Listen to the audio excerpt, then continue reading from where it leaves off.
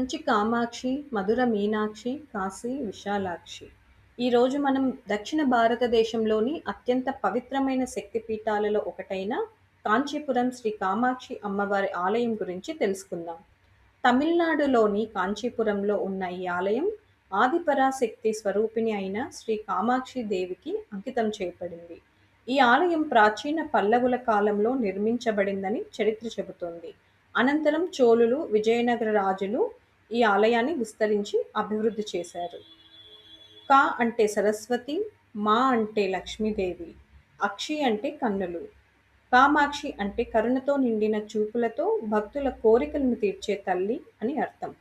ఇక్కడ అమ్మవారు పద్మాసనంలో కూర్చొని దర్శనమిస్తారు. చేతిలో చెరుకు విల్లు, పుష్పబాణాలు, పాసం, అంకుశం ధరించి భక్తులను అనుగ్రహిస్తారు.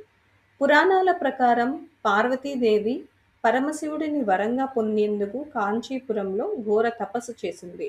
ఆమె భక్తికి మెచ్చిన పరమశివుడు ప్రత్యక్షమై ఆమెను వివాహం చేసుకున్నాడని విశ్వసిస్తారు. ఈ ఆలయంలో ఆది శంకరాచార్యులు గారు శ్రీచక్రాన్ని ప్రతిష్ఠించారని విశ్వాసం. అందువల్ల ఈ క్షేత్రం శక్తి ఆరాధనకు అత్యంత పవిత్రమైన కేంద్రంగా భావించబడుతుంది. ఇక్కడ అమ్మవారి నాభి స్థానం పడిందని చెబుతారు.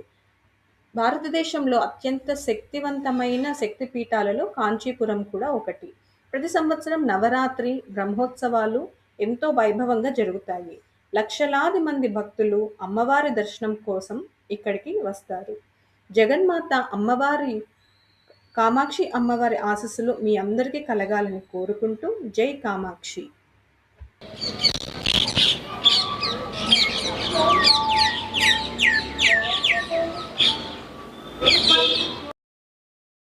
ఇప్పుడు మన హైదరాబాద్ నుంచి కాంచీపురానికి ఎలా వెళ్ళాలో తెలుసుకుందాం.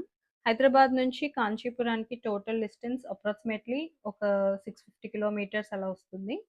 సో మనం ఫస్ట్ తిరుపతికి వెళ్ళి అక్కడి నుంచి ట్రావెల్ చేయొచ్చు కాంచీపురానికి.